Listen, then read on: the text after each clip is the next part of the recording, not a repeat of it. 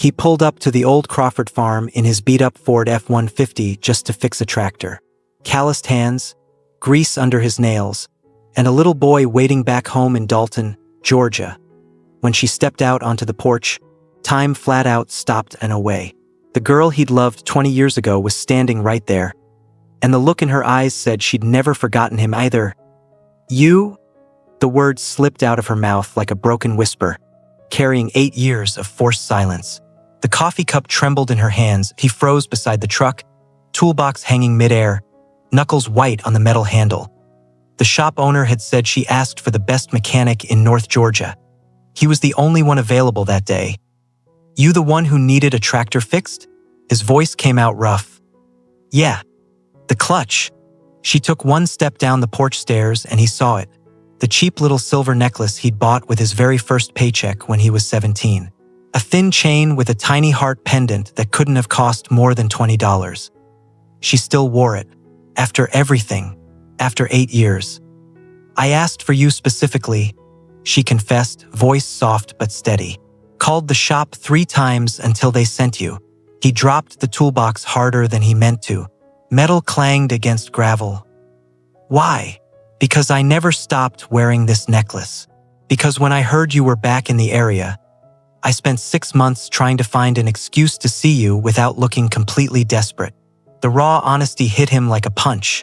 He'd spent the 40-minute drive rehearsing how to be professional, polite, distant. He'd convinced himself he could look at Sarah Crawford again and feel nothing but a nostalgic ache that he'd lied to himself pretty good. "Your dad," he swallowed hard. "Heard he had a stroke a few months back." She came the rest of the way down the steps. Half his body paralyzed. "Wheelchair now. Mom takes care of him full-time." "I'm sorry." "Don't be." Her voice hardened, that same stubborn streak he remembered. He spent his life controlling everything around him. Now he can't even hold a fork. "The irony isn't lost on me. You're not cruel, Sarah. You don't know me anymore, Cole." But her voice cracked on the last word. "You left because my daddy made it real clear I wasn't welcome," he said, old anger rising. "Your mom agreed, and you stood there silent. I was 18. The words exploded out of her. "I was terrified. You two were yelling, Mom was crying, and I froze. When I finally moved to run after you, your truck was already gone. I came looking the next day," she whispered, tears finally falling. "Your mom told me you left town before sunrise. Said you didn't want to be found." The truth shattered between them like broken glass. 8 years of resentment cracking under the weight of one conversation neither had ever had. "I didn't know," he said, barely audible. "I know." She wiped her face with the back of her hand. "Your mom called me years later, told me she thought it was better if you moved on. Forget the rich farmer's daughter."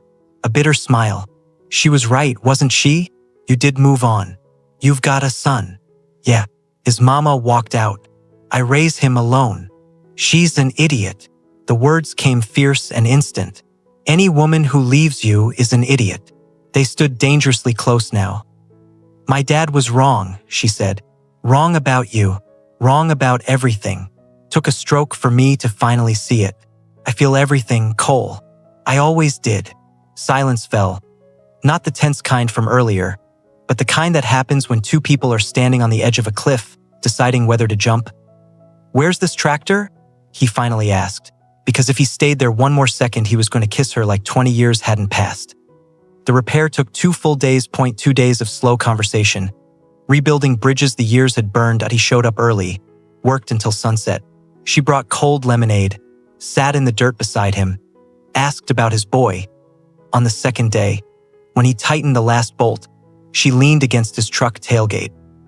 "You heading out now? Gotta pick up Ethan from the neighbor. Supper, homework, bath, bedtime stories. That's the routine." "Tell me about the routine." So he did. About waking up at 5, dropping Ethan at the neighbor's, picking him up, making dinner while his son talked nonstop about his day. About bath time turning into submarine wars. About making up stories because library books were a luxury and the county library was too far. "Sounds exhausting," she said. It is, but it's the best part of my day. That Saturday, he brought Ethan to the farm for the first time. The little boy took one look at Sarah, pointed at the necklace, and declared, "That's the one my dad gave you when he was a kid, right?" She knelt down to his level.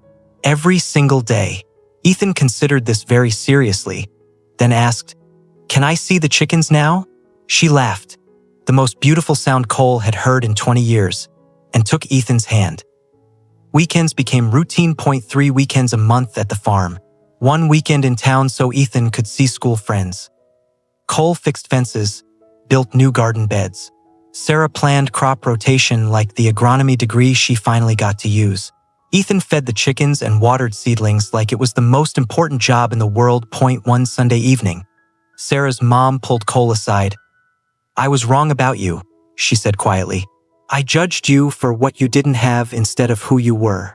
My husband's trapped in that chair now, talking about regrets when he can. Don't make our mistakes." Even her father, barely able to speak, wrote on a trembling piece of paper, "I was an idiot. If you're man enough, don't repeat my mistakes. Love her. Accept help. Stay." Seasons turned. They fought blight, frost, broken equipment, bank notices. They cried over spreadsheets that never quite balanced. They rebuilt anyway. 18 months after Cole quit the shop and moved to the farm for good. They sat on the porch with coffee and honest numbers. They weren't rich. They weren't even comfortable. But the farm was still theirs. The reserve was thin but alive. The debt to Sarah's mom was shrinking, one paid installment at a time. Ethan, now 8, ran barefoot through the yard chasing fireflies. Sarah rested her hand on the slight curve of her belly.